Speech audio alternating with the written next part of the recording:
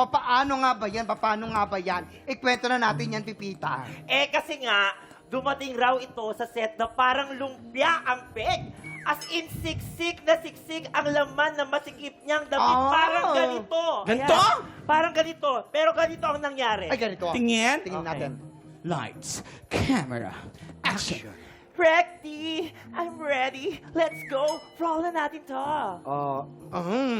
Assistant actress, meron ka bang ibang damit na dala?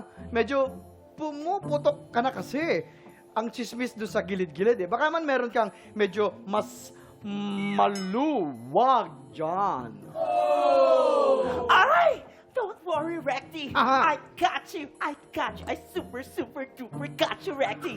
Personal assistant, come here. Eto na, ganito. Kasi wala kasi ako ibang dalang damit. Nako, so kailangan nating panindigan tong corset ko. Sikipan mo yung tali sa likod. Come on, bilisan mo. Madam, sure ba kayo? Kasi tingnan mo, mukha ka nang hindi makahinga.